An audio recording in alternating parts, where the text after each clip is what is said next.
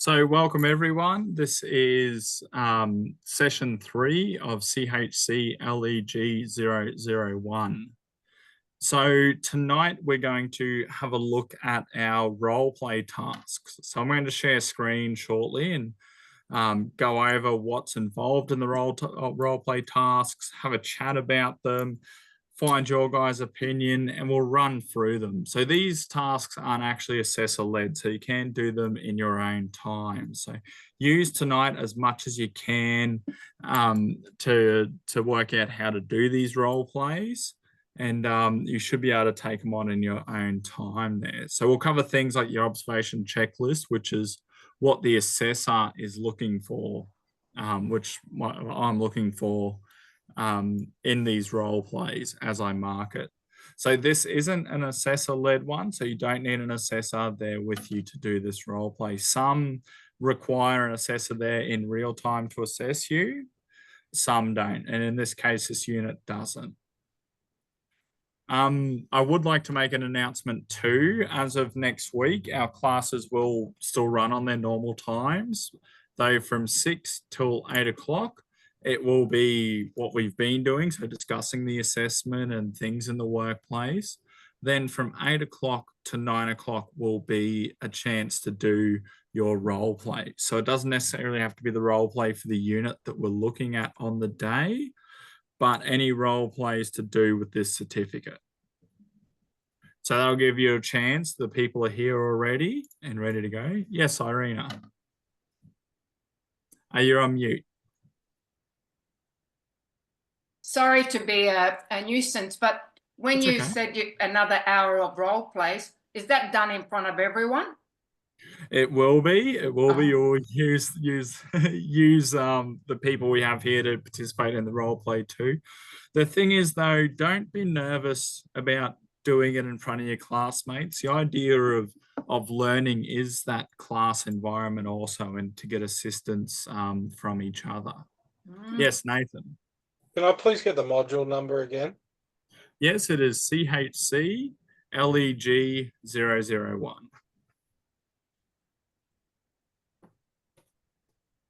Okay, I'll try and look for it. Awesome, awesome. I can put it in the chat here just so it's there. Give us just a moment. Yes, please. There we go. So anyone who's sort of not sure of the module, that's it there in the chat, CHCLEG001. So yeah, the oral role plays that will be performed with the class, but that gives you the opportunity, if you do need a role play where you need 3 other people and 3 other people also need to do that role play, that then gives you the opportunity to have those 3 people there ready to go. But as I said, like, don't be afraid of doing your role plays with your class. This is a learning environment. We're all on the same page here. We're all learning how to do this and bring it up to industry standards.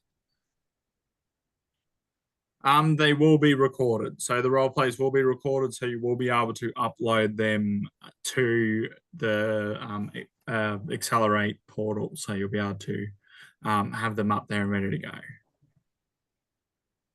If you don't want to do the role plays on that night, though, you can sit and watch how they're performed and stuff and go through the regular lines of contacting the LSO team and booking in a role play that way. If you don't want to do them on the night, like, we're not going to force people into doing them or anything. It's just giving that opportunity so we can get role plays out of the way. Rightio. So before we get into it tonight, I would like to acknowledge the traditional owners of the land on which we meet today. We are all over Australia, so we will be meeting from all different lands. Currently, I'm on Garang and Baiuli land, which stretches from 1770 Agnes Waters down to Bundaberg. And I would like to acknowledge the elders past, present, and future. Would anyone like to share the land on which they're on today, if you know it at all? Yes, Kathleen. Ewan. Thank you, thank you. Rightio, so we will get started for the night. So tonight we are going to have a look at our role plays and have a bit of a discussion around them and do a bit of practice if you want. I can go into breakout rooms for that practice, so you're just in smaller groups. Who's attempted the role plays for this unit so far? Irina, thank you, thank you. Has anyone else given them a shot? No, that's all right if you haven't. Have you had a look at them at least? Have had a bit of a read of them? Awesome, awesome. So we got a couple of people prepared. Before we jump into that though, does anyone have any questions about the unit that we've covered over the past 2 weeks? Are they struggling with anything or struggling to understand anything?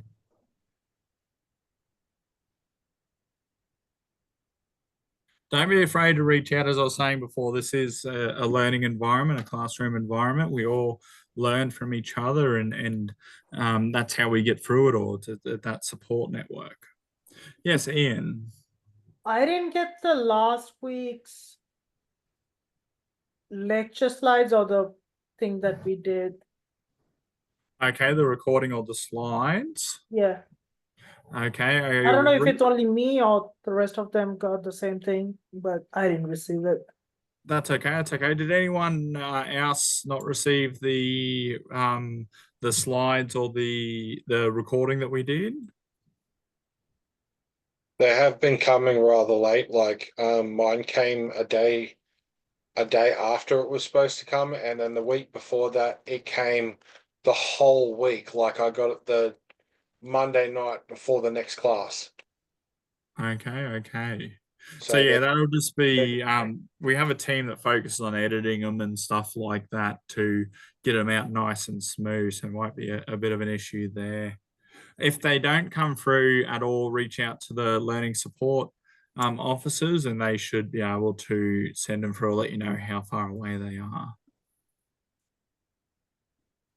Rightio. So is there any other questions about our previous previous sessions at all?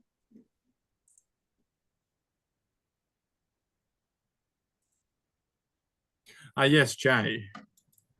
Yeah, I got an email saying that on Thursday there's going to be, I'm just reading it now. We are pleased to announce a 30-minute role play information session scheduled for this Thursday. Is that just for the newcomers like me, just to sort of explain it by the look of it? It's open to everyone to go in and have a look, but it will explain the difference between your just general role plays that you have to do and your assessor-led role plays and how to book them in and stuff like that. So it is for everyone, but yeah, it's probably recommended not missing it just in case you want to smash out all your role plays and stuff like that, just so you know how to do it all. Okay. Thank you. And it also covers sort of your foundation skills around it and some of the micro skills involved in them. Thank you. Yes, Kathleen. Did you get my message about 3 of us who are available to do a role play with 4 diverse people, working with diverse people? I will have to just check my emails again. It might have come through there, but that's the opportunity as I was speaking about for what we're going to do next week. We're going to have that hour at the end that we'll be able to do all of that. Yeah. In any case, when you do go to book in role plays, do it through the traditional means, just in case I miss emails. I only work 2 nights a week, so I'm not always there. And with a lot of stuff that I get through, things do get lost. So I will have a check for you though, Kathleen. But yeah, that's what the opportunities next week will be for is situations like that. Okay, so let's have a look at our first role play. So let me just screen share.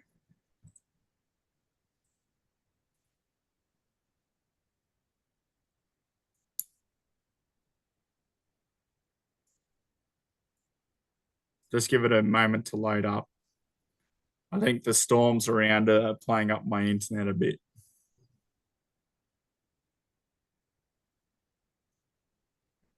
Oh, yes, Kathleen. Oh, you're still on mute.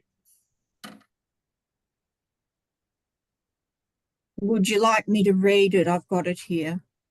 Oh yeah, if you would like to read it, yep, I've got the screen share. But yeah, if you would like to read it, you're more than welcome to.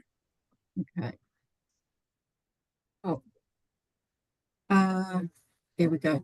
Just let me know. Let me know when everybody's got it, because I'm on it. I've got it on my assessment screen. Oh, we are looking at task 3 of 4, so the first role play to everyone. Which is Estelle Lovett. That's correct. Yeah. Will I start?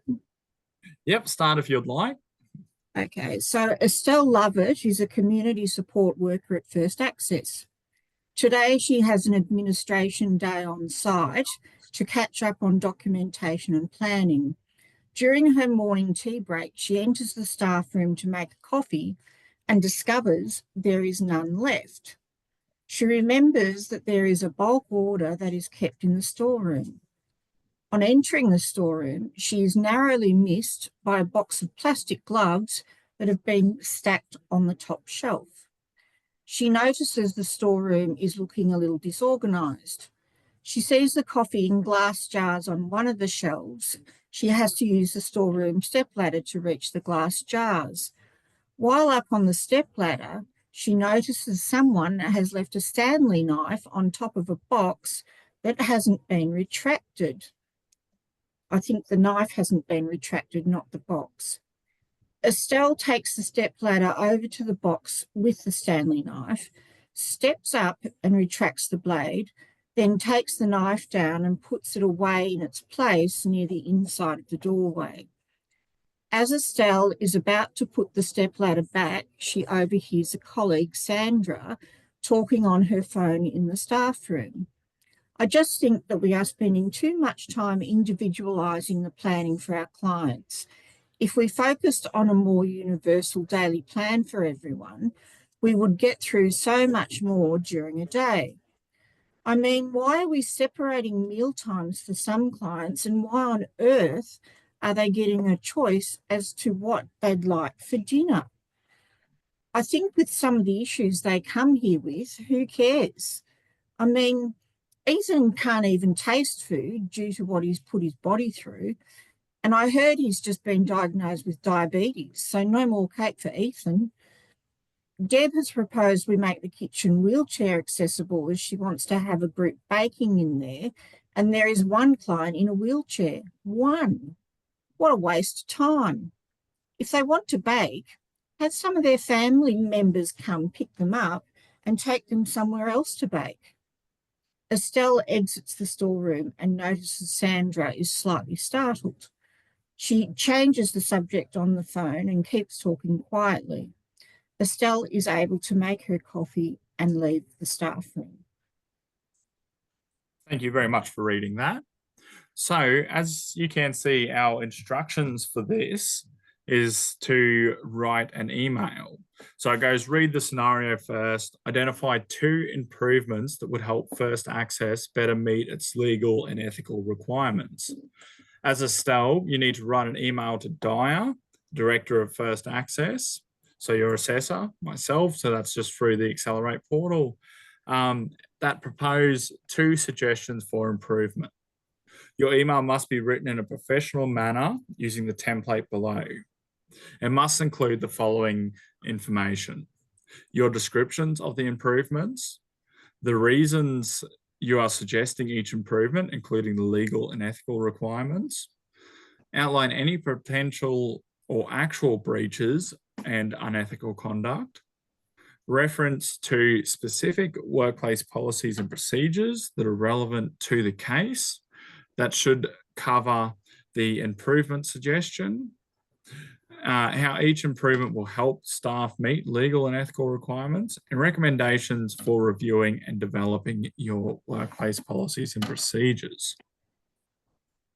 So you can see down here, it's got where you enter your answers in here. So 2 will be to the director, from yourself, stuff like that, and the email body.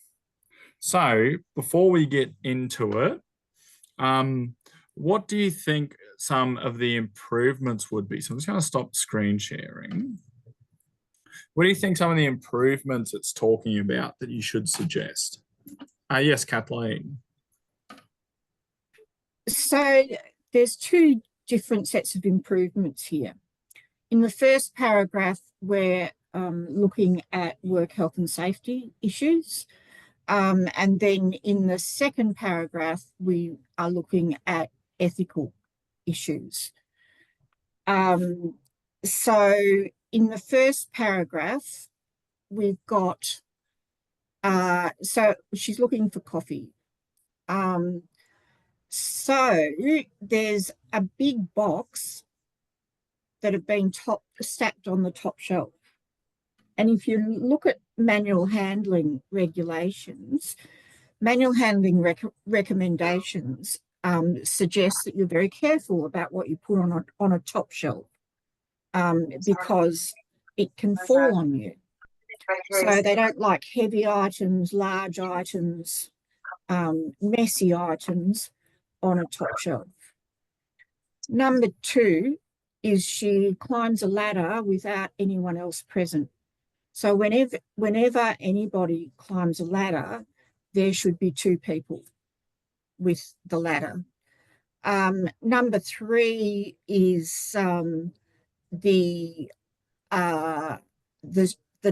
knife. So the knife shouldn't have been left there in the first place, regardless of whether or not the blade was retracted. And B, it should have been retracted. And that's about it. It needs to be, there's lack of organisation, and there's a bit of ignorance about where things should be stacked. I mean, even the glass jars of coffee shouldn't be stacked up high and require a ladder to get to them, because if they fall, they'll break. So that's about it for the first paragraph. I'll let someone else do the second paragraph. Thank you very much. Yes, Nathan. One of them would be potentially discrimination. Sandra making comments that could be viewed as discriminatory and unethical regarding the care and provide of the clients. Yep, fantastic, fantastic. Very well done. Very well done. Does anyone else like to bring up anything else within there that needs improvements? Yes, Edmund. Well, mainly that Sandra is also speaking detrimentally about the systems that they have in place there. So she's sort of proposing that they give the clients a blanket treatment instead of really listening to their individual needs and giving out care thusly. Yep, fantastic. Yes, Ian.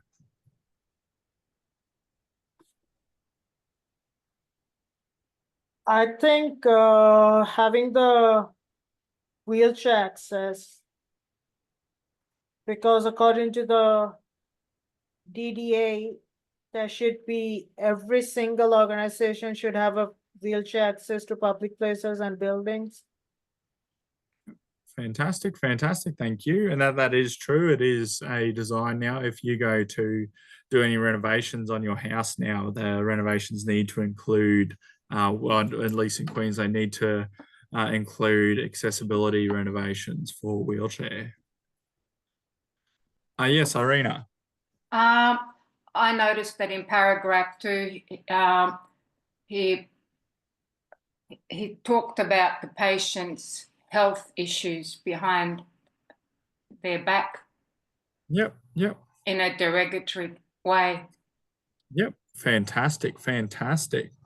So now that we've identified these areas of what it's asked, we are asked to provide suggestions for each improvement, including the legal and ethical requirements.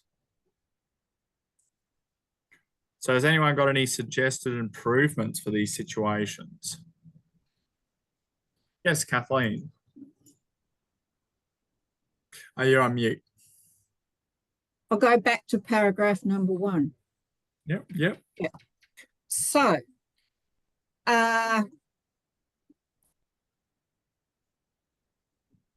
So the room needs organising.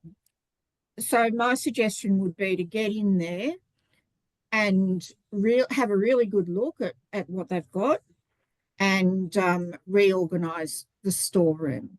So, for example, the box of plastic gloves is probably actually quite light to lift. So that could go on a lower shelf.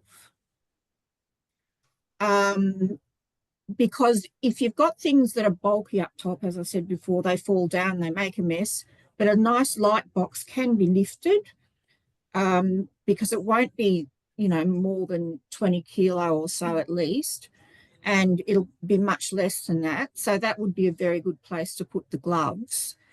Now, the jars of coffee that she needs to use a stepladder to reach should not be, she should not need to use a stepladder to reach them. And they should actually be at waist height.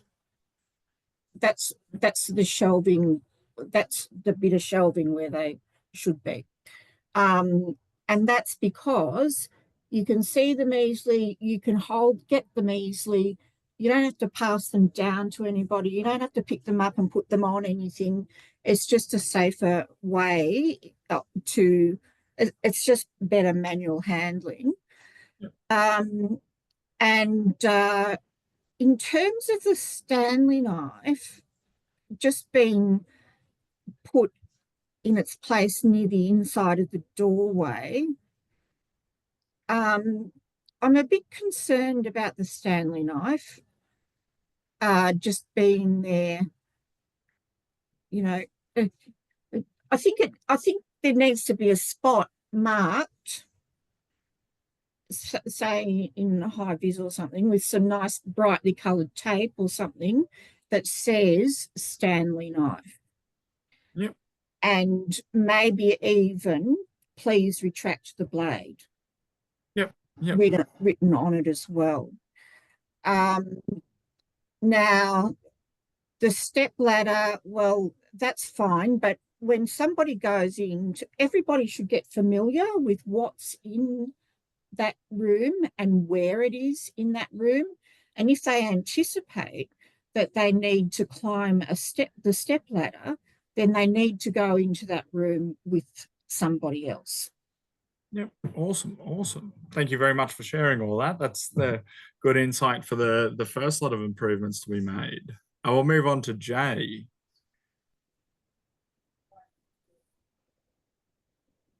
Again, for the first lot, I wouldn't go so detailed onto how to improve myself. I'd most likely go into just, you know, send an email off saying, you know, I noticed a lot of problems in the storeroom itself, and I'd highlight the Stanley knife because I think that's the most dangerous of the lot. And I would suggest that, you know, we get some signage in there of how things are meant to be stored, as well as maybe a toolbox talk where, you know, we can just sort of all sit down and go, okay, when you're going in there, even maybe a sign on the ladder if it's too tall for one person, just saying, you know, requires second member to use. And yeah, just a basic toolbox talk, I think would solve the that one. I think that's the easier of the two problems. And for the second one, again, I'd report Sandra for talking about the clients in a negative tone. Like, I think it was Sandra that was talking, or was it Estelle? Sandra. Sandra. Because that's not on. Like, you can't talk about clients like that. I'm gathering it's an aged home aged care by the look of it. And yeah, like, they've got their own individual rights, and, you know, they've lived their whole lives. They deserve to live with dignity. Yeah, that's 100% correct. Yeah. Thanks for sharing that, Jay. Thank you. We got Edmund.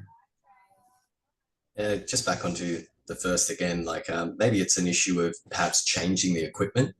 If they were to purchase a Stanley knife that has a automatic retractable blade, one of those ones where the blade only comes out a centimeter while it's being held, and as soon as, it still could be left places, but considering as well that Stanleys are it's like a razor, maybe they should reevaluate storing it in the storeroom at all. And if you are going to the storeroom, you can collect it from the office or something like that. And the other thing I would have mentioned is perhaps they need to put in place like a regular audit of the storeroom, so that I mean, even the cleanest people, their house will fall into disarray at some point in time. So you've got to take that time once a month, bi-monthly, to get in there and just restock everything, refill everything, get rid of the empty stuff and whatnot like that, and make sure it's all shipshape. Fantastic, thank you. Yes, Nathan. Health and safety requirements.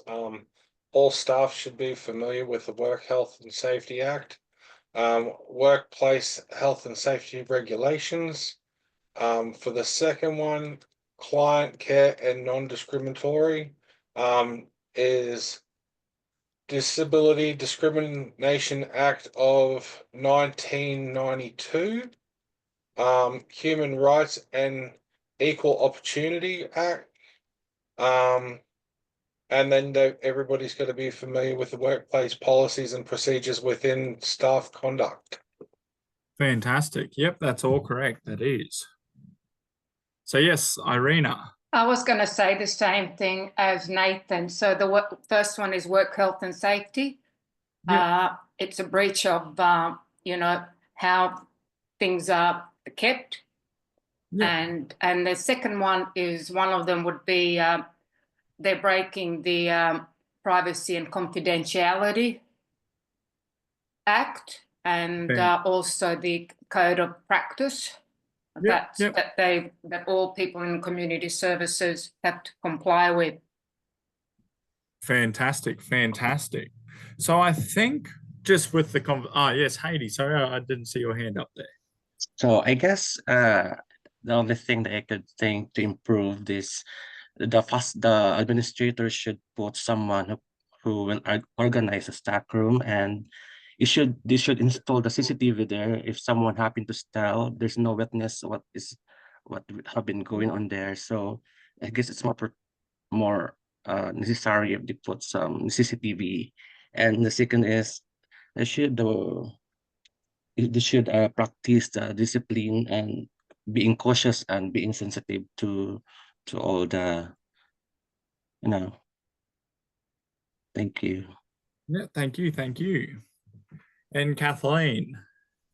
I think the phrase duty of care should probably be applied to the second paragraph.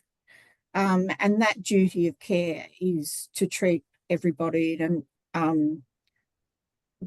with privacy and confidentiality and non-discrimination. Fantastic. Rightio. So we've pretty much covered what needs to go in the email. So it asks us to write an email in a professional manner that covers the following information. So your description of the improvements, the reason you're suggesting each improvement, including the legal and ethical requirements, outline any potential or natural breaches in the code of conduct, in unethical conduct, reference a specific workplace policy and procedures that are relevant to this case.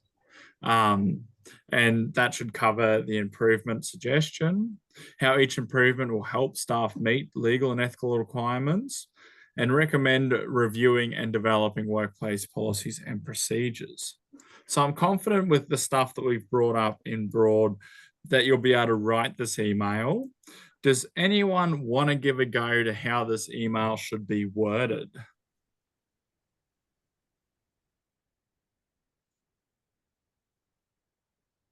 It doesn't have to be word for word, but just how you would word the email to the manager. Yes, Kathleen. Are you on mute again?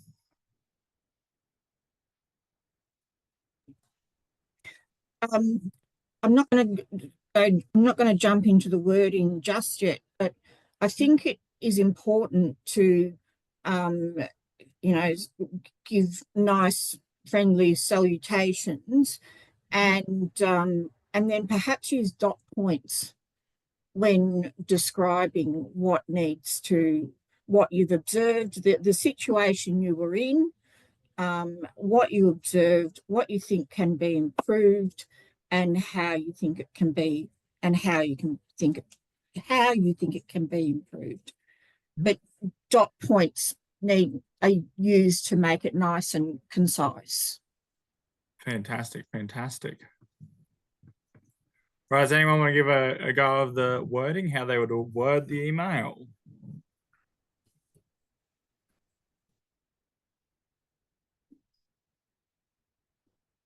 Yes, Edmund.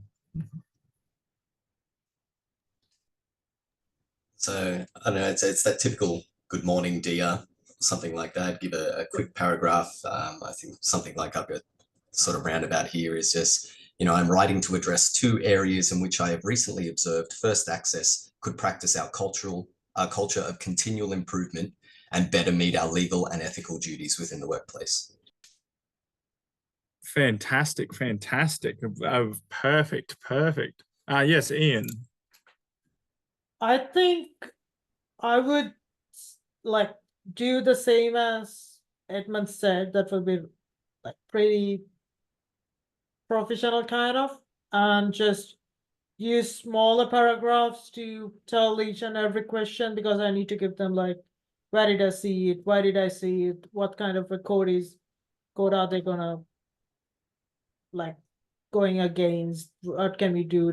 So it's like going with like smaller paragraphs without just making whole damn paragraph, because I don't know, sometimes managers don't like to read a whole damn paragraph about.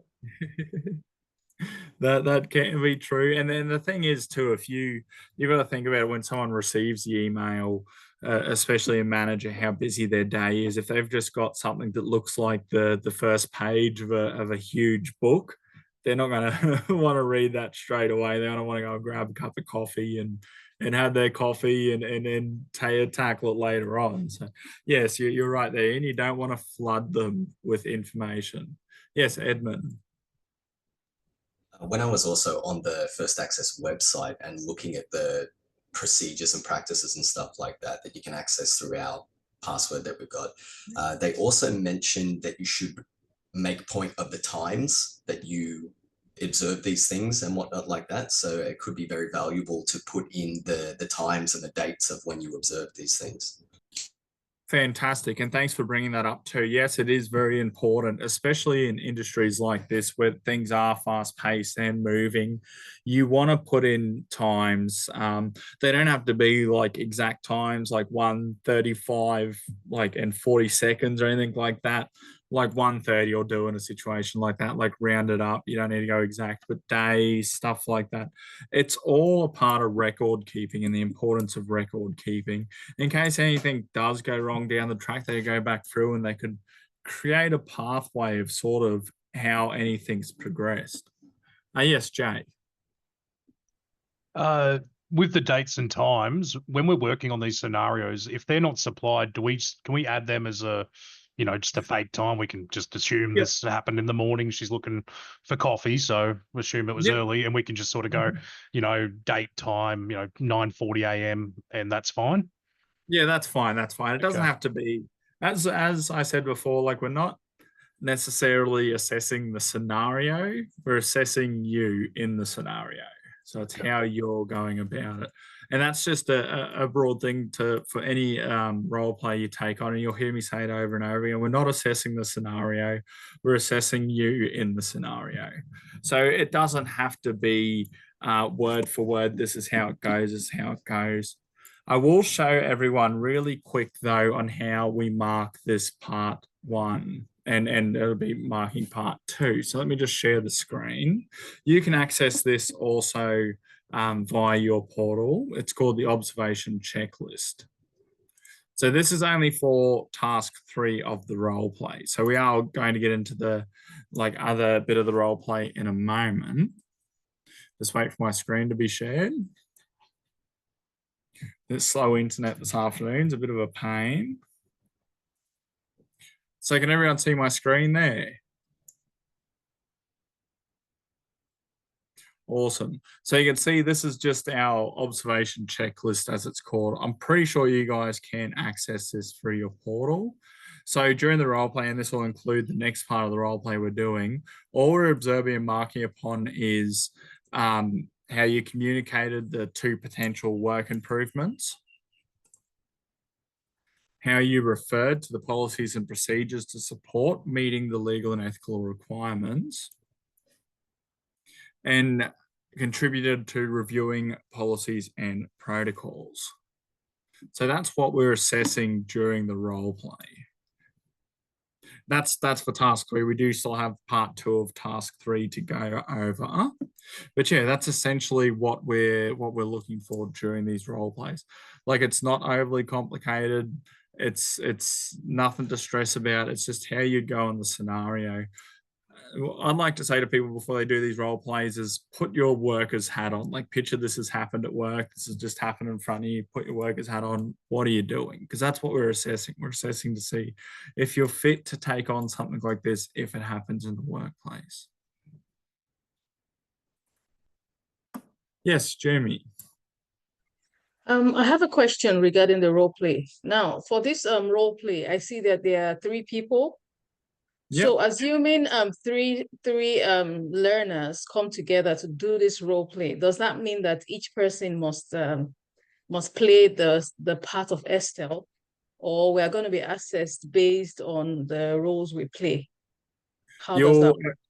Everyone will be assessed on playing Estelle. So in that scenario, like if you have 3 other learners that you can do this with, what you'll do is one learner will be the main subjects, or Estelle in this case, and the other 2 learners will play the counterparts. I can't remember their name off the top of my head, but they'll play the other 2. And then once you've done your bit, it'll rotate. So then the next learner will play Estelle, and the other 2 people, yourself and someone else, will play the other 2. Is the idea of what we want to do in the role plays. We did have someone suggest earlier on, though, that if they had someone to do both those roles in the background as they went through. Again, as I was saying, like, we're not assessing the scenario itself, we're assessing you in the scenario and how you would act in the scenario. So let's take a look at our part B for this one.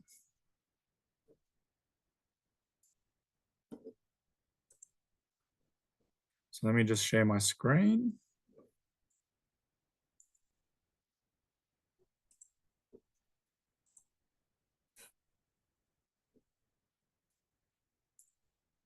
So after you do your email, once this loads up, so after you do your email, that's when this role play takes place. So the task instruction for this role play is, so for this part of the task, you will complete a role play. You will play Estelle, and you will meet with Dyer and Jaka to discuss your email and your workplace improvement suggestions from part 1.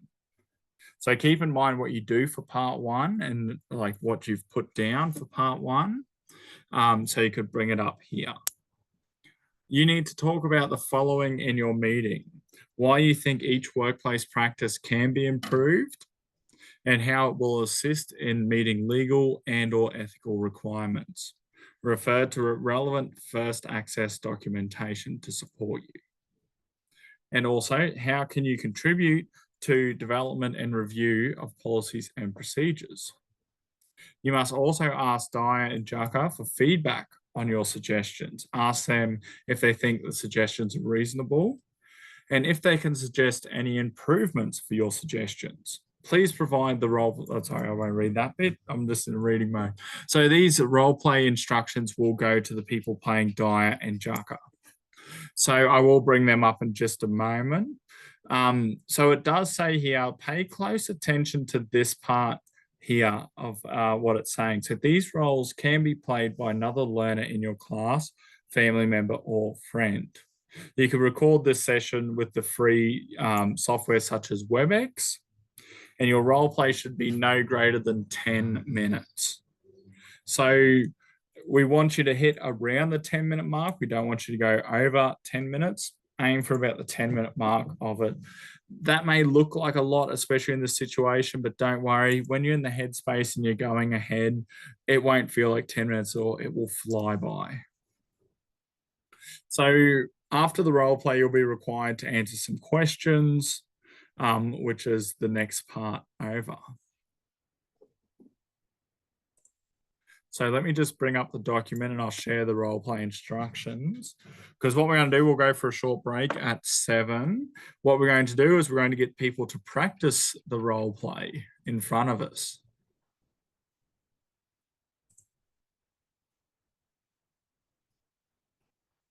If people do feel more comfortable though, I can put us all into breakout rooms. So there'll be like 4 or so to a breakout room to give this a practice and give it a go and just see how we go with it.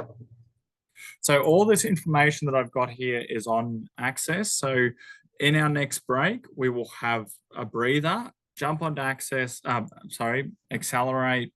jump onto Accelerate, have a look through Accelerate at this unit and the role. So that way we can do a practice role play. I won't make people jump out in front of the 30 people we've got online right now. We will do smaller breakout rooms. So I do encourage everyone to give the role play a bit of a shot. So I was just loading up in the background. Apparently it's not the internet that's slow today, it's my entire computer. So I'm going to good old think about opening Microsoft Word.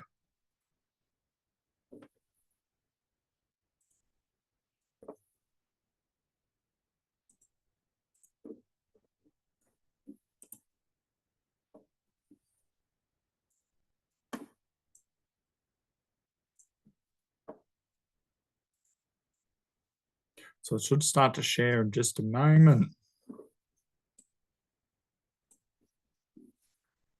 Yes, Kathleen. Do you want me to do it? So I'm just going to cover it real quick. It's only the page. Good. Yeah, it's not much. It's not much at all. So this, to the learner yourself, so to the person doing this, the person playing Estelle, this document isn't as important. It is recommended though to give it a read just so you can prepare for some of the questions. So we got 2 roles, we got Dyer and we got Jaka. So Dyer is friendly and eager to hear about Estelle's ideas. She's impressed by anyone showing initiative and is so supportive of Estelle. So familiar yourself with the following for guidance. So they've read the email and they're keen to hear more about the proposed ideas. They believe in your ideas are reasonable and think the next step should be to discuss your ideas for the storeroom with your health and safety representative. And they think it's important that they're all regularly reminded of the code of conduct, the mission, and the values. So that's Dyer. Role 2 is Jaka. So Jaka is a supportive colleague and we'll be hearing Estelle's proposed work practice improvements for the first time. So they've experienced some mishaps in the storeroom, so they're glad that's been brought up and believe it's a good idea to get some changes before an accident happens. Her neighbor, Sandra, who works here part-time, was telling me the other day of how she loves our values and support of our workplace. So you'd see Jaka's meant to be a bit resistant to because your code of conduct and confidentiality covers your employees too. So as Estelle, you won't be telling people that Sandra's done any of this. It'll just be an unknown employee. So she goes on to say it's a shame that she's overheard someone obviously not reflecting the values. And hopefully it's an isolated incident. So these 2 roles aren't important to the person playing Estelle. They're just the counterparts. As the assessor, we're not assessing how people play Dyer or Jaka. Righto, before we go on a break and we test out these role plays, does anyone have any questions about them? Yes, Edmund. As I was mentioning before, when doing like the codes and practices and stuff on First Access's website, they also ask for names. So would the name be mentioned in the email to Dia or Dyer, but not mentioned in the actual face-to-face talk with Yuka? That's a very good question. Thanks for asking that. You will add the name into your email due to Dyer being the manager. As I was saying in our past couple of sessions, is your confidentiality is about the people around you in cases you will need to let your manager know in these situations. Yes, Kathleen. I'm a little bit confused. Okay. So with role 2 with Jaka, Yep. where it says, so does Jaka say my neighbour Sandra who works here part-time? Yep. He says that. Yeah. So it's a real shame that you've heard something obviously not reflecting our values. So how does Jaka know that? Because it would have been mentioned in the email. They wouldn't have mentioned Sandra by name. They wouldn't have done that. They would have mentioned that someone was overheard. So Sandra's name. Sorry. That's okay. Yeah. So Sandra's name will be protected from other employees. The manager would know, Dyer would know that it was Sandra, but Jaka wouldn't know it was Sandra. Okay. It's a bit of a trick for people in here because you know it's Sandra being Estelle, but it's a bit of a trick. You wouldn't bring up Sandra's name in a situation like that. You'd talk to your manager about it, but no one else. Yes, Irina. I think you still might be on mute there, Irina.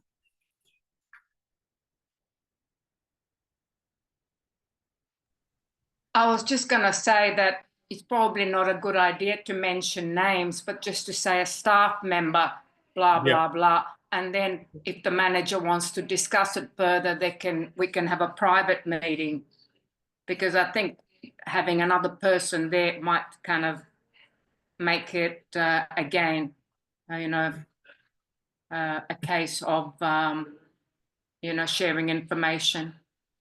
That's correct. That's correct. So yes, it's you don't want just a unknown staff member. So known to Estelle and the manager, but not known to Jaka. So yeah, just an unknown staff member.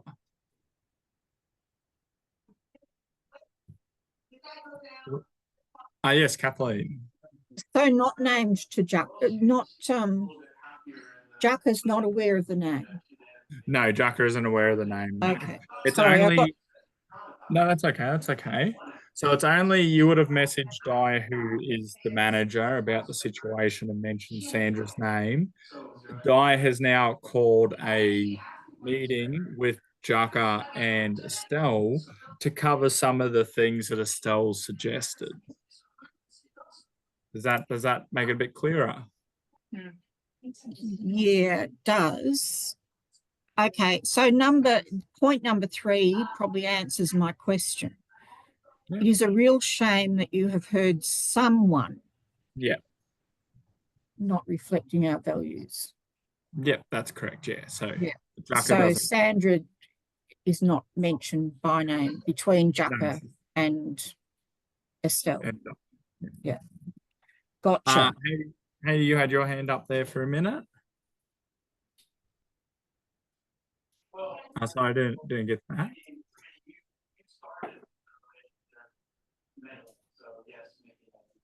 I can't. There might be something wrong with your microphone, Heidi. I can't hear you.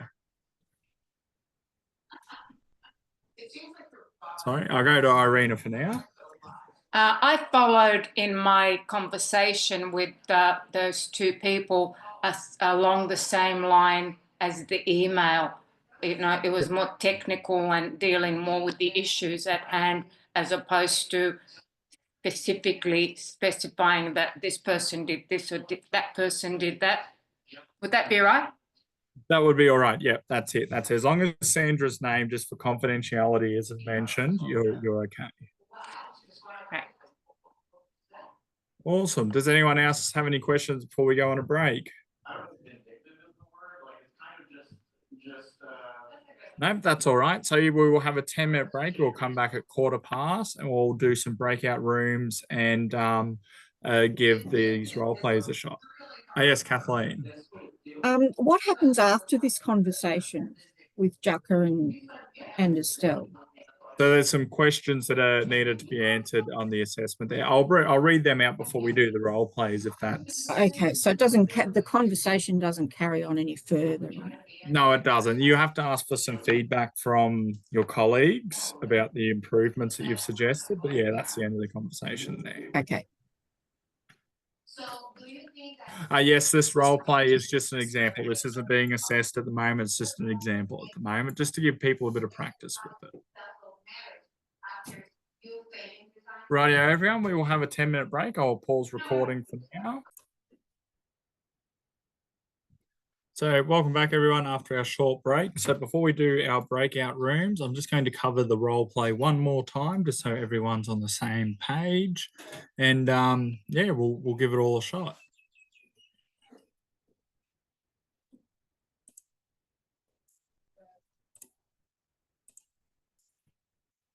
I'll just wait for it all to load up and so you can see my screen.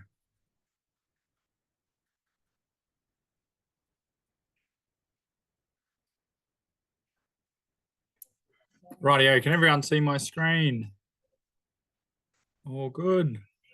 Fantastic. So just covering it again. So this is after you've sent the email to Dyer here about your issues.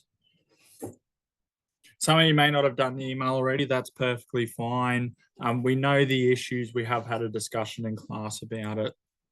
So the role play is, so for this task, you will complete a role play. You will play the part of Estelle and meet with Dyer and Jaka to discuss your email and workplace improvement suggestions from part A. You will need to talk about the following in your meeting. Why you think each work practice can be approved and how it will assist in meeting legal and ethical requirements, referring to the relevant first access documentation to support you, and how you can contribute to the development and review of policies and procedures. You must also ask Dyer and Jaka for feedback on your suggestions.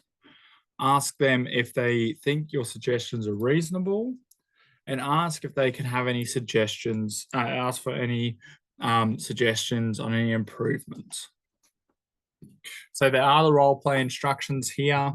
We won't follow them too much. If you could give it a go explaining the issues and how you think they could be improved, just go from there.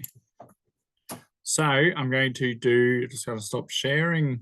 I'm going to create some breakout rooms. I know some people won't want to interact.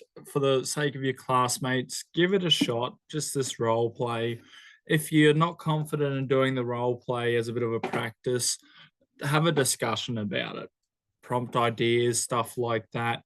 What we'll do when class comes back from these breakout rooms is we will get a group of people to perform the role play in front of us, whoever's confident.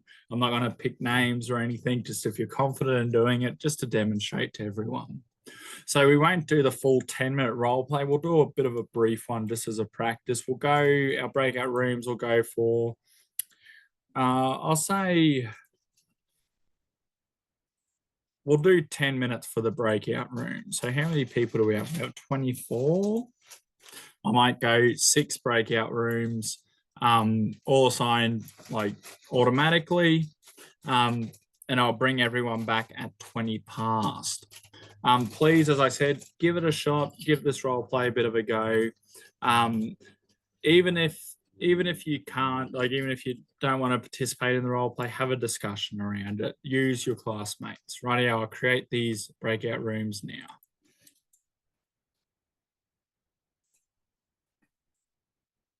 Okay, so you should have the option for breakout rooms there. I will pause recording during this. So did everyone get the chance to give the role play a bit of a shot, or even just a bit of a discussion around it? Yeah. My next... Yes. Fantastic. Awesome. So my next request is, who feels confident enough to do a practice of this role play in front of everyone? And for those that can't make it to class tonight and going to watch this recording, who feels confident enough?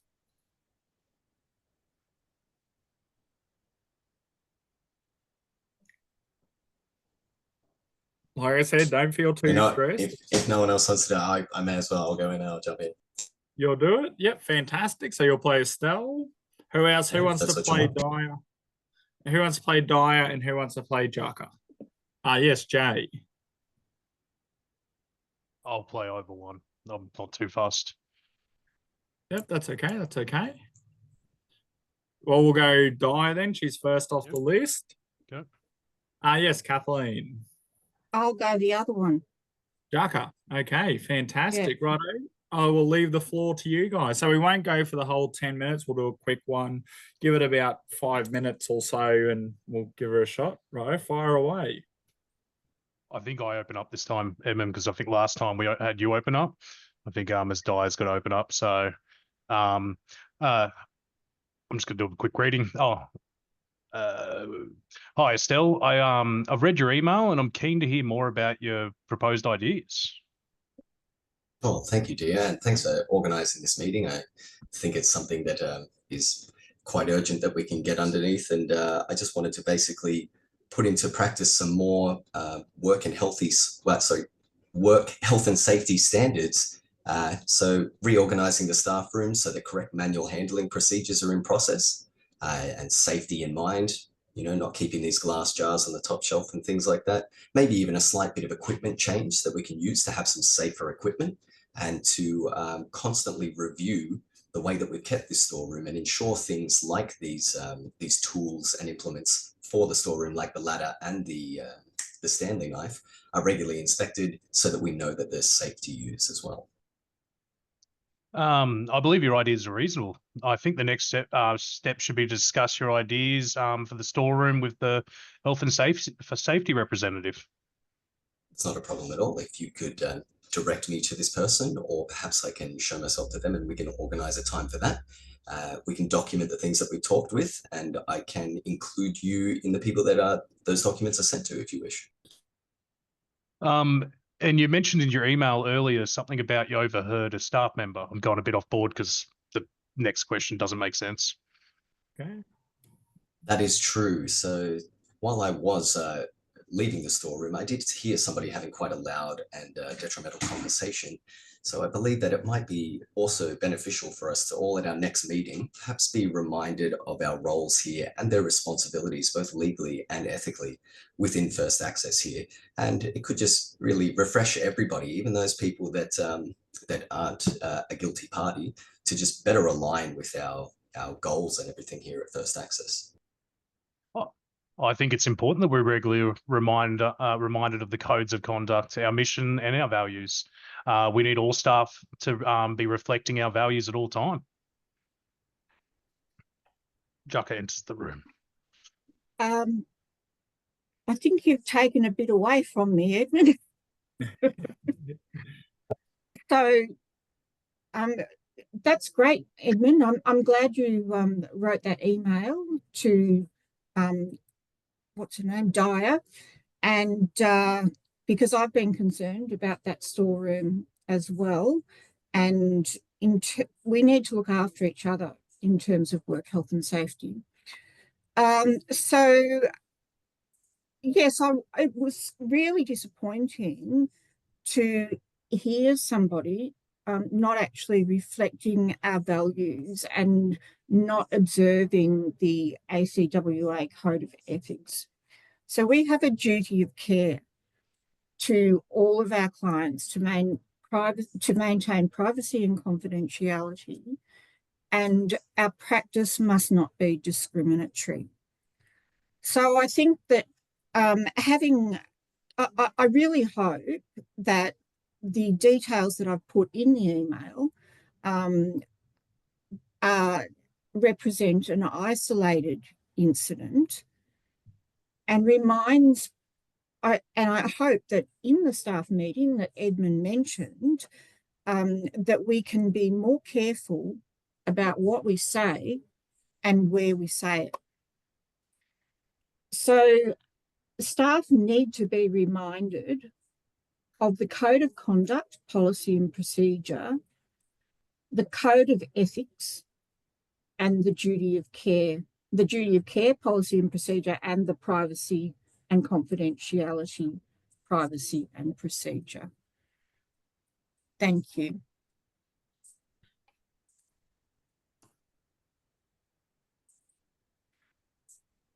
Okay, yes, now, as a part of the end of the role play, very well done, Edmund. You did fantastic there.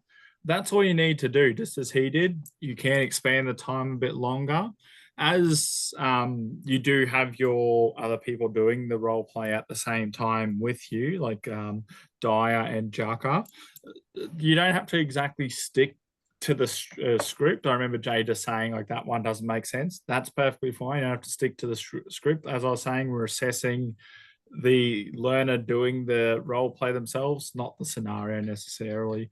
Try not to, as the volunteers in the role play, try not to expand upon your role too much. Let the person being assessed do most of the talking and just prompt here and there. But other than that, fantastic. And as everyone's seen, these guys are brave enough to jump up and do it in front of the class. It's not too tricky. If you gather a couple other learners and jump in and give it a shot, you'll nail it. No worries at all.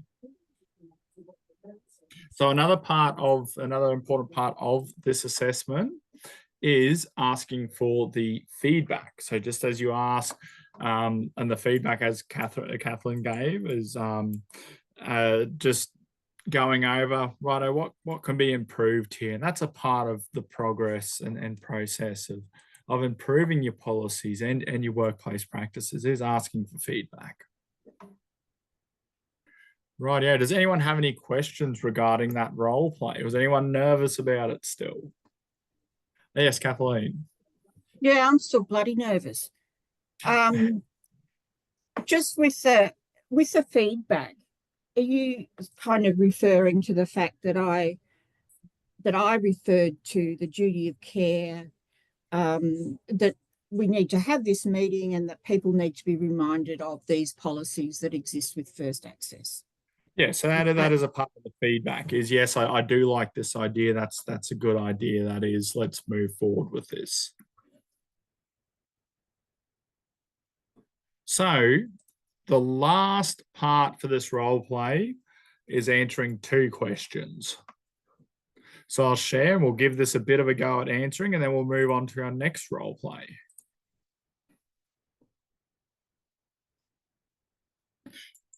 Just when my screen decides to share, there we go. So at the conclusion of this role play, answer the following questions. What are the actual or potential conflicts of interest you recognize from the role play? And what action should be taken next? So I'll answer that first one first, is what potential conflicts or conflicts of interest can you recognize? Yes, Jay.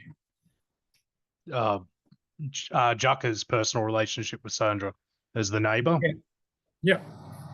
What are the potential conflicts of the interest? So yeah, that would be just a conflict of interest, just straight up with them knowing each other. Like obviously Jaka at this point doesn't know that Sandra's the person that's been reported, but I could see that as a definite conflict of interest.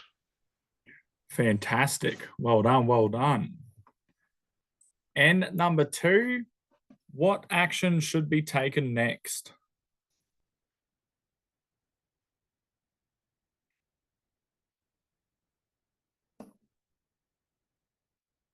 Yes, Kathleen. You're on mute, Kathleen. Yeah. Perhaps inform the supervisor that you've been told by Jaka that Jaka and Estelle are neighbours. Yep. You didn't Yes, say, oh, Ed. fantastic, so I know there's more. Yes, Edmund.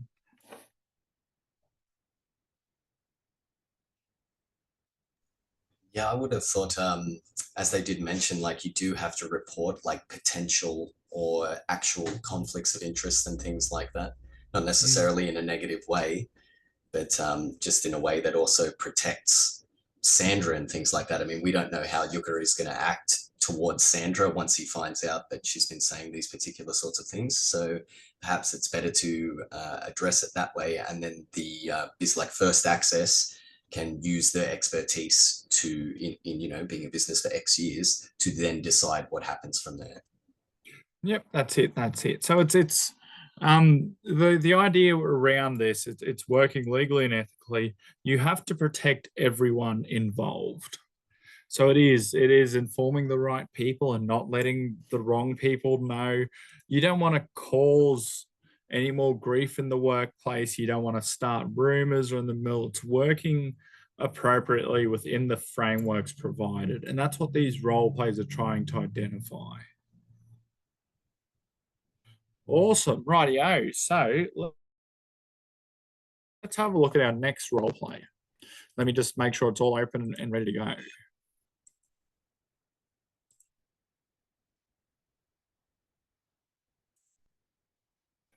So this one's a bit longer.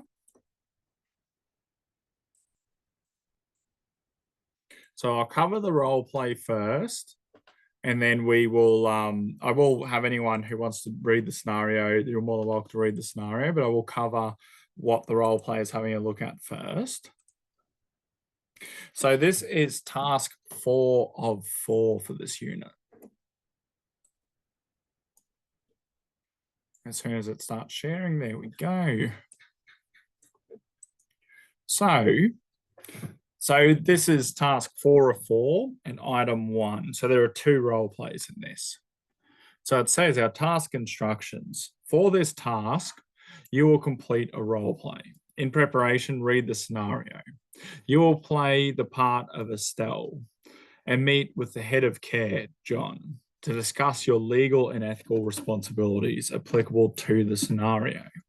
You'll need to discuss the following: Emily's wishes regarding the sharing of her health information with her sister Lara, Lara's request for information and her distress following being informed of Emily's rights, and your own values and attitudes and how you have maintained your professionalism.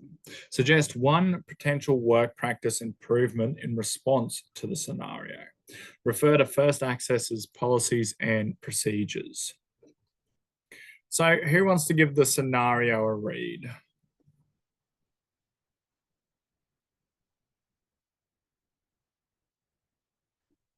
Yes, Kathleen. Estelle is a community support worker at First Access. She has been supporting 36-year-old Emily, who was a victim of domestic and family violence. Emily's doctor has recently diagnosed her with multiple sclerosis. Emily has informed Estelle that she does not want her family members to know about the diagnosis. However, one day Emily's elder sister Lara comes to First Access and requests to speak with Estelle about Emily's health. Estelle seeks out Emily to confirm her wishes regarding the sharing of her health information with her family members. Emily continues to insist on maintaining her privacy, so Estelle returns to Lara and explains to her that she is unable to share any of her sister's information without her consent. Estelle provides Lara with information about First Access's privacy and confidentiality policy and the legal requirements around protecting clients' privacy and confidentiality. However, the following day, Lara phones First Access requesting to speak to Estelle. When Estelle takes the phone call, Lara is quite upset and insists on knowing about her sister's health. She tells Estelle, "I have every right to know about the health of my own sister. Surely there is something you can do." After the phone call, Estelle organises a meeting with John Ford. Thank you very much for reading that. So just going down, so during the role play, what the assessor is looking for is that you recognize the legal and ethical dilemma and discuss that with your supervisor. Communicate your own values and attitudes, ensuring non-judgmental practice. Refer to policies and procedures to support meeting your legal and ethical requirements. And use effective problem-solving techniques and communicate one potential work practice improvement in response to the scenario. So let's discuss the following. So I'll stop sharing now. I will put these pinpoint the dot points in the chat in case anyone can't see that. So let's break down this as we did last time. Oops, sorry, it's there we go. So the first one is Emily's wishes regarding sharing her health information with her sister Lara. So what's going on there?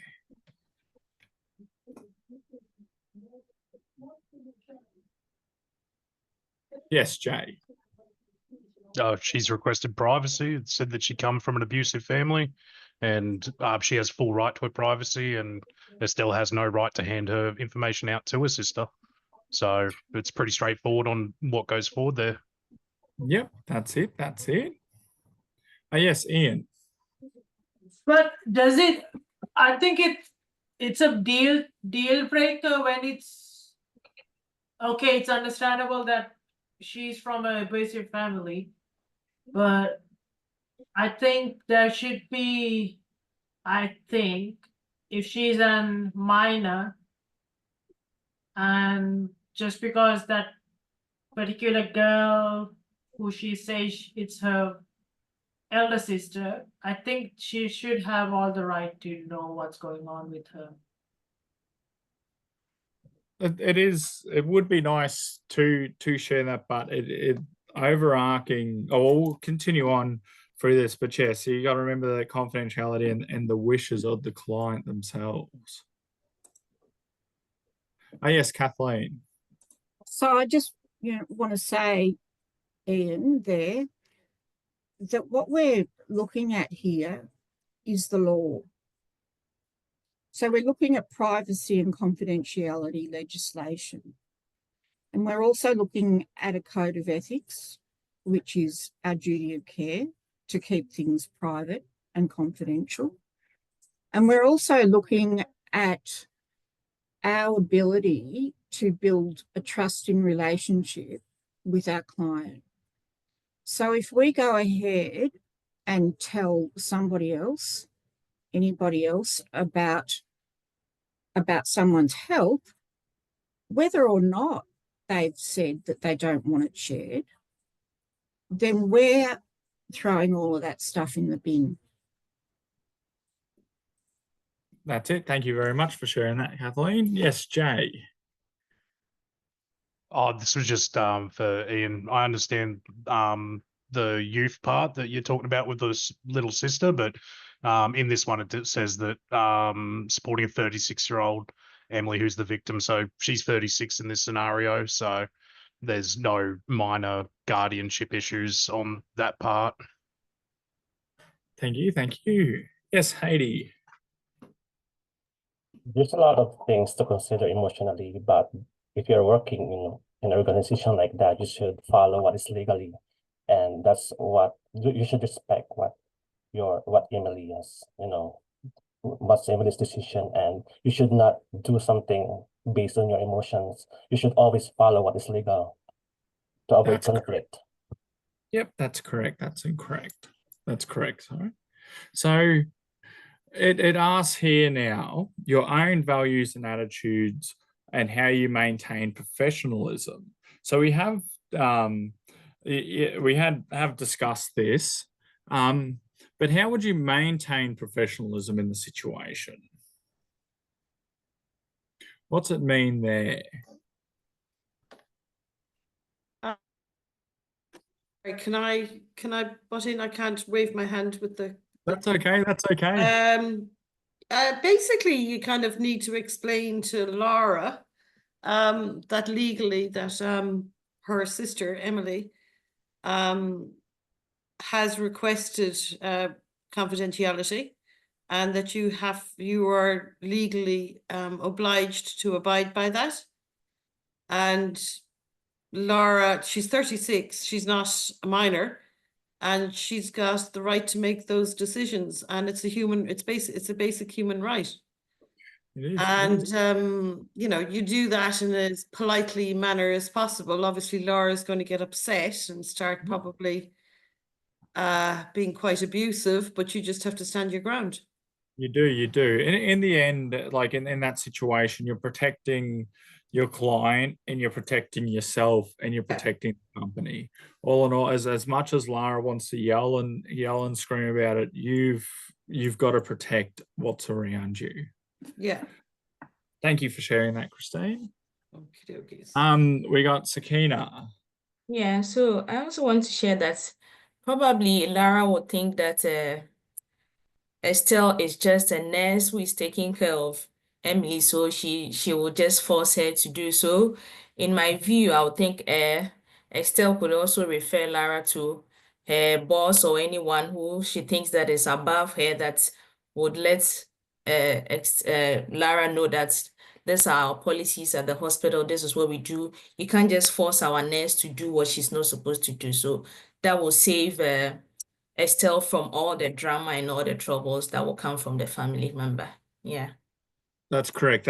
There are things in place to protect the worker in that situation. If you remember, as we've been discussing, the rights and responsibilities of the employer and the rights and responsibilities of the employee, and that is that you have the right to feel safe in the workplace. The employer has the right to provide that safe work environment. I had a couple of people had their hands up then, but they've sort of gone down. Does anyone want to throw their hand back up? Oh, yes, Heidi. Yes, it's a nice situation to tackle with because in the future you will face this kind of situations. So I guess Lara has the right to throw tantrums and emotions because that's her sisters. But you should always to maintain your professionalism, you should stand on the ground of what is right and what is legal. You should not go beyond that because you will be affected in the end if you just follow them and just go with their emotions. So you should always stood what is legal and right. That's correct. Yep. Edmund. In terms of like the conflict sort of resolution that might exist between like the interaction between Estelle and Lara, how close can you get from a legal standpoint to telling Lara you understand that she's fine when she's with us? That's a very, very tricky line there. Your best comment in any of that is I like just to say I can't comment on her health is your best line. It doesn't say that she's bad, it doesn't say that she's good, but it protects everyone. I just that's the best way to put it in a standpoint to legally protect yourself is I can't comment on her health. And you'll find that you'll find that in a lot of situations like this where the confidentiality comes in, like it does sound bland, does sound straightforward, does sound something cliche, but just go, I can't comment on that. That's all. It doesn't say if it's good, doesn't say if it's bad. Just you'll see it all the time. Politicians do it. People in interviews do it. But it's the legal middle ground to go along. There are variations of saying that, like I can't discuss that, stuff like that. But yes, Kathleen. Yeah, I just think that a couple of things have been said about our patient, our person, Emily, requesting that revelations about her health not be made. I just want to emphasize that regardless of that, her privacy and confidentiality must be maintained at all times. Yeah. Completely regardless of what she's requested. Because you've told her when you sign your privacy and when she signs her privacy and confidentiality form at the very beginning of her coming to First Access, that's one of the things that she signs for, and that you will not give out her information to anybody unless she consents for that. And that is usually in the case of the need for a referral to other services. Fantastic. Well done, well done. Very well put too. So we've sort of had a chat about every aspect of this role play of what's going on. What the role play is asking us now, after we've had a look at what's going on, is the discussion with the supervisor. What we've just done now is we've had that discussion. It has been a bit disjointed and all over the place, but we've had that discussion now with what we need to have with our supervisor about the situation. Can everyone see that sort of just what we've covered and what we've had a chat about?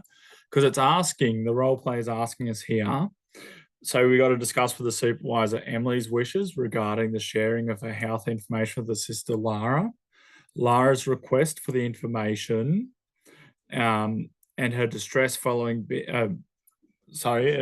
distress while being informed of Emily's rights, and your own values and attitudes, and how you maintain professionalism. So in the conversation we've just had, we've covered the stuff that we need to have a chat to the supervisor about. What I will do now, though, because we will have another short break in a minute, and then when we get back from our short break, we will do another practice role play for those who want to stick around for it. We will do into breakout rooms, and then we'll come back and have a couple of questions about it. So let me just share screen to our observation checklist. So keep in mind everything we've just had a chat about.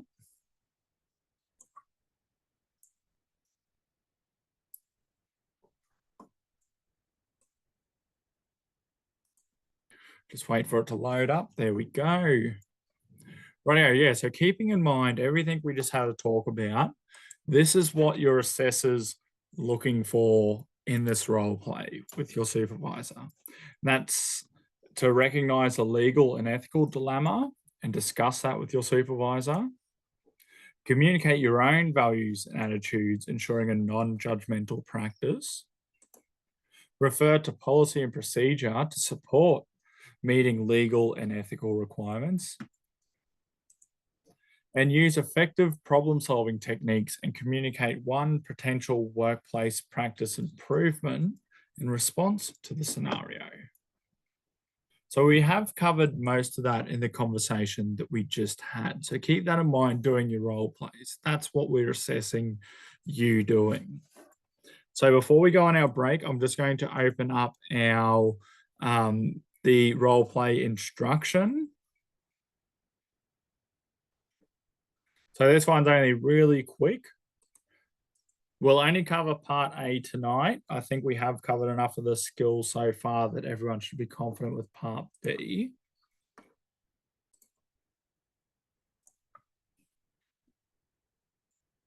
So let's let the screen share. So this is the instructions for the supervisor. Again, remember we're marking the person doing the role play. We're not marking the scenario, we're marking the person in the scenario. So the role is John Ford, so played by another learner, family, friend, or colleague. So as Estelle's supervisor, you are to provide support to Estelle as she reports the situation of a client's family member, insisting on releasing health information. When at the request of the client, when at the request of the client, it is to remain private and confidential. The student will lead the conversation, so be prompted by them. However, you may consider the following guidance or to prompt the student if necessary. So describe the situation in detail. What do you believe the legal and ethical dilemma is in this situation? How do you feel about this situation, and how do you believe you've remained professional and non-judgmental? Have you identified the policies and procedures that support legal and ethical requirements in the situation? Is there anything I can do to support you? Are there any improvements that can be made so we can minimize the situation arising? So that's all John Ford needs to do. That's all the other person needs to do is just prompt along.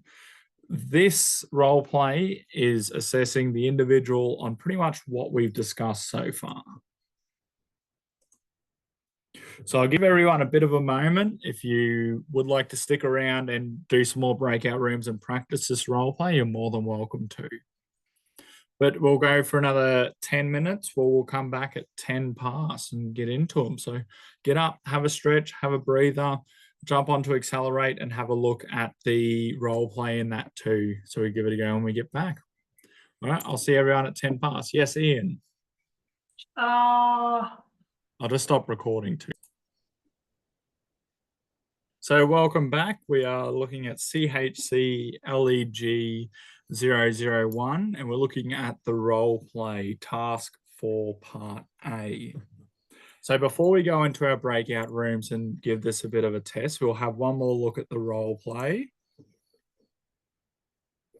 So let me just bring that up for everyone.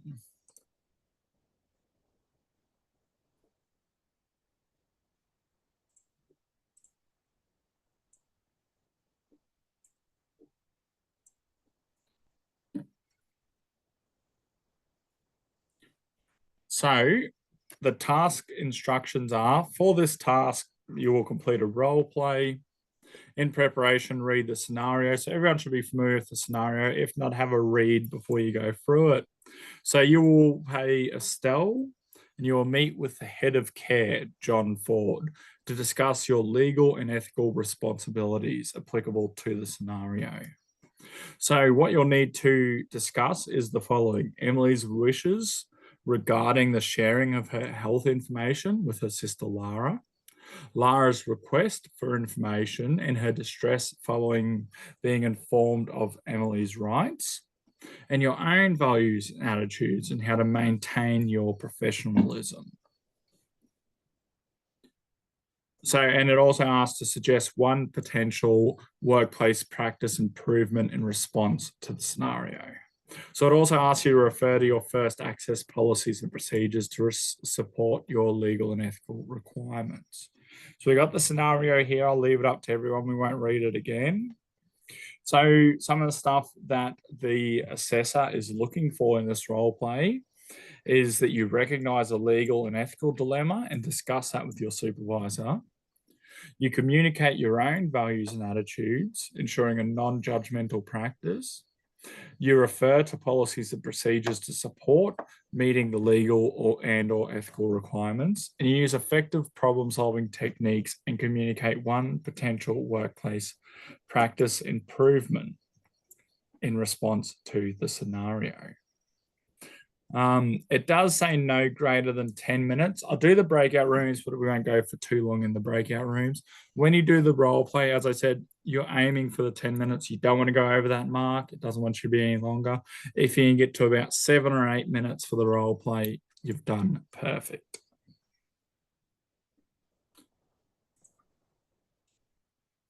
So what I will do now is I will pause the recording and we'll all get into breakout rooms.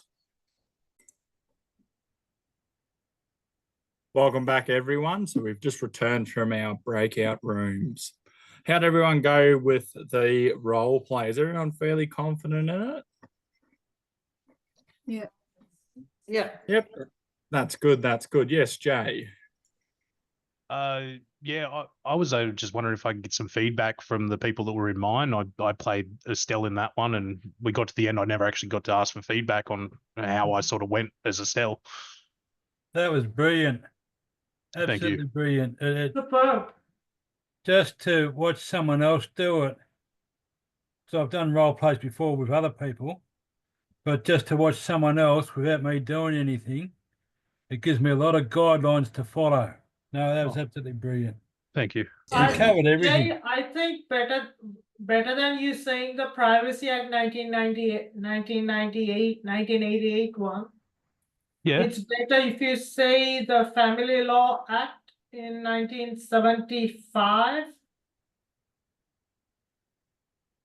Because it says that neither the parents, guardians have the right to receive information about medical records other than the patient's written consent. Thank you so much for that. I've written that one down. Well, well done everyone for giving a go. For the people that did, I hope you are all confident now in these role plays. These ones are relatively easy. You don't need the assessor. They're not very big and stuff like that. So it's good for anyone who's new to give it a bit of a practice. Now, to do your role plays, this one it doesn't need to be assessor led. So you can do these yourself in your own time and record them.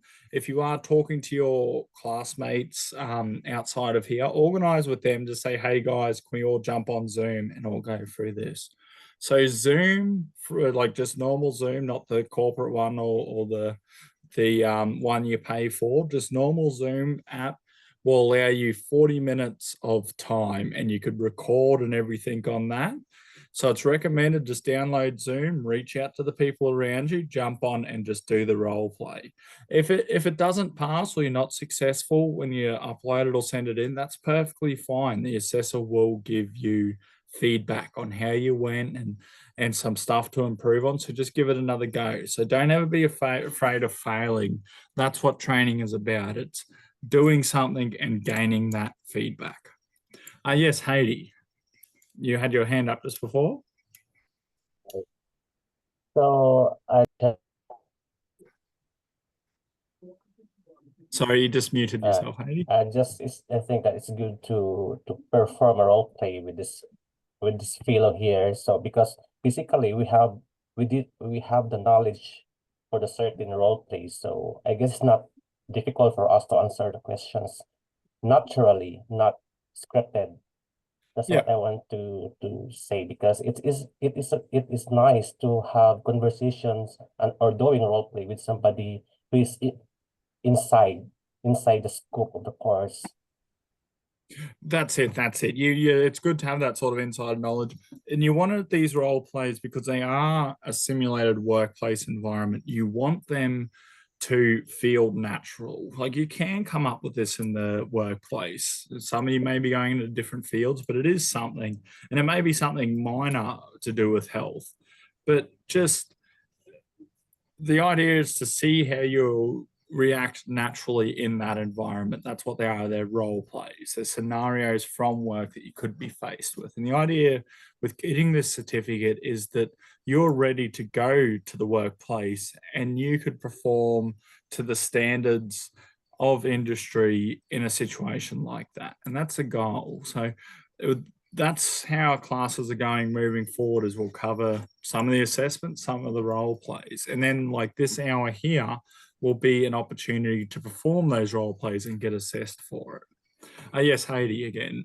Because in the end of everything, in the end of the course, we are all going to be benefited in this kind of study, and because we are going to be in a workplace in the future, because this course, this is where we're heading to in the future. So I guess it's really nice to be involved, or the fellow mates, our fellow here in this course, to be involved in the role play. So it's not hard for us to adjust in the actual ground, in the actual scenario in the workplace. So I guess it's a matter of courage in a way. It is. And I have full confidence in everyone who's here tonight after what we've discussed to absolutely nail these role plays. Best word of advice too is get them out of the way. Don't let them build up and build up. So this is for the newer students. Don't let it build up over time. So then you have a look back, you're most way through your certificate and you've got 10 role plays to do. Don't do that. We've discussed it tonight. Give them a shot, upload it. And as I said, like if you failed, that's okay. You haven't failed the certificate or that. It's the feedback that comes with it. With what we've discussed tonight, though, if you do fail, I would be surprised, and it might be just something minor, but the assessor will provide feedback on how you failed. Yes, Jay. With the scenario we just done, Yep. I couldn't come up with much as far as improvements to be made to minimize situations arising in the future. The best I could come up with on the fly was just, have the policy and that printed out, easily accessible to produce to the thing, or bring a second person into the room to help try and, de-escalate. And that's more for a different situation. I thought maybe it'd work in that one. Is there any suggestions you've got on ways to improve it? Or anyone else have suggestions for it? My suggestion personally would be along the lines of yours, have your policies easily accessible. One of the best ways maybe is to have that policy on your website. So when people go on the website, it's there, righto. You've got the about us and important informations. Have it in your FAQs on your website and stuff like that too, just so people know. So if they do go online, like, for example, if this situation with Lara happened, she could be like, nah, that employee's just disgruntled or upset, they don't want to share. And she goes online and has a look. Well, there it is. There's the policy around it. There's the fact sheet. Thank you. That's okay. Jason. I was just going to say, with that, the potential workplace improvement, would it be usual that she would actually receive that phone call? Like, would somebody sort of be screening that and perhaps asking what it was about, and maybe not even getting that phone call to Estelle? Yep. So then she's, she and just avoids that whole complication. That's a very good point. It all depends on the organization and stuff like that, how they do it. A lot of the time you will have a receptionist and stuff like that, but then Lara could have just been like, I don't need to speak to Estelle. Estelle's the person I need to speak to, and goes through and stuff like that. Some organizations will have screening like that, like a call center or a receptionist, and where, like, if Lara gave what she was upset about to the receptionist can then explain. But you're right, that could be a workplace improvement, is having a screening process for people calling in. Thanks for that, Jason. Thank you. Yes, Edmund. Yeah, I'm sort of, I think we all got a little bit sort of stuck on that end bit there, because I guess in a state of heightened emotion and something like that, if you've got somebody there and you hand them something to read, what's the odds that they're just going to go, oh, thank you, and walk off and sit down and read through this page of information? So it'd be interesting to hear, like, not in explicit verbatim detail, but hear from people's, conflict resolution experience that are actually working in the industry now and stuff like that, and just get an idea of maybe what systems have been in place or are in place to de-escalate these things. That's it. A bit more research into it, and it like a situation like this, it can be quite heightened. And as you said, like, you don't know if that person's on a take. If you just hand them, like, this person's disgruntled, and you're just like, oh well, this is our policy. Like, just think of how that situation goes from there. That person could just throw that policy back at you, as you said, storm off with it, not even looking at it. So it would be interesting to do a bit of homework around the conflict resolution of that. The key thing in situations like that is stay calm, don't condescend them, don't get onto their level. One of the best bits of advice I've ever been given is, when you're talking to someone and the situation is getting quite heightened, the person is getting angry, and that, try to stay calm, because then if you tell that person to calm down, you're telling them to come down to your level. If you're getting heightened with them and you're getting angry with them and raising up, and you're telling them to calm down, you're pushing them down. Instead of bringing them down to your level, you're telling them to sort of, like, you're pushing them away, if that makes sense to everyone. So try to stay calm in that situation. If you're getting heightened, maybe calm down isn't the right approach to the situation. Maybe you need to remove yourself and then come back to it. But yeah, stay calm, ask them nicely to calm down, bring them down to your level. Don't go up to their level, and don't push them away from your heightened level, because it could just escalate things.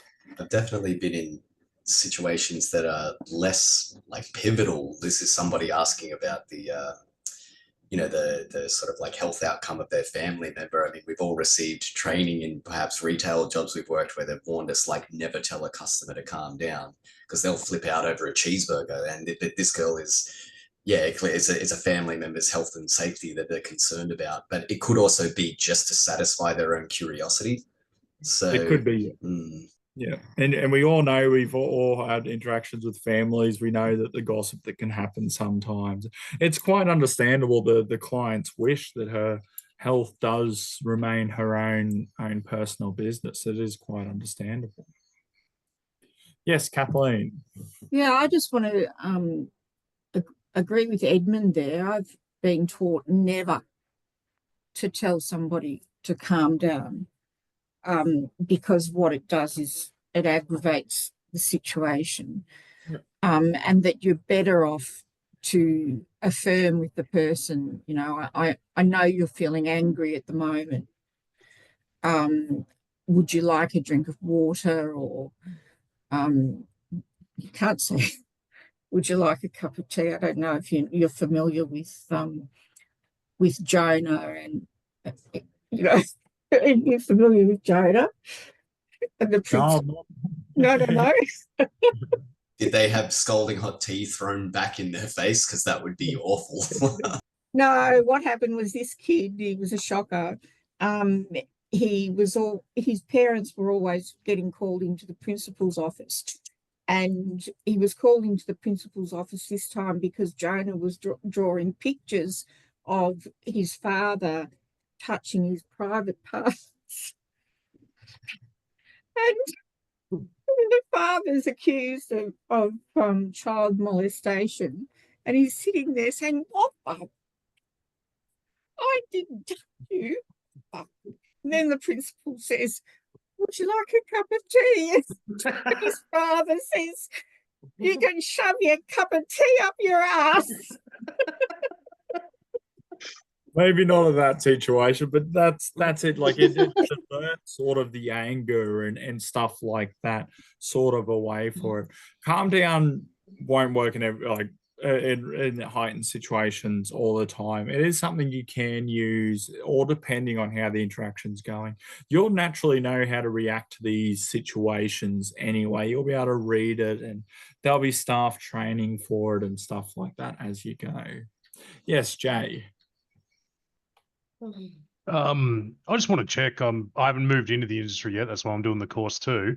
When it comes to de-escalation in community services, can you throw policies and companies under the bin, under the bus to help calm down people, or is that frowned upon? It's I wouldn't say companies. You wouldn't throw you wouldn't throw your personal company under the bus. Yeah. You are correct. I'm more talking, say you're dealing with housing in your company A, and Mission Australia has misplaced a form. They've come to you. They're trying to get temporary housing or something. They don't have the form because of Mission Australia. You can't proceed. Obviously, something's gone on. They've got heightened. Is it acceptable in that industry to sort of, be like, oh, look, Mission Australia, it happens every now and then. I feel for you, and, try and get on their level, try and sort of help go, like, I understand the feeling you're going through. It's a shit experience, and are you allowed to do that in you're along care the work? right lines depending on how you word the situation and stuff like that.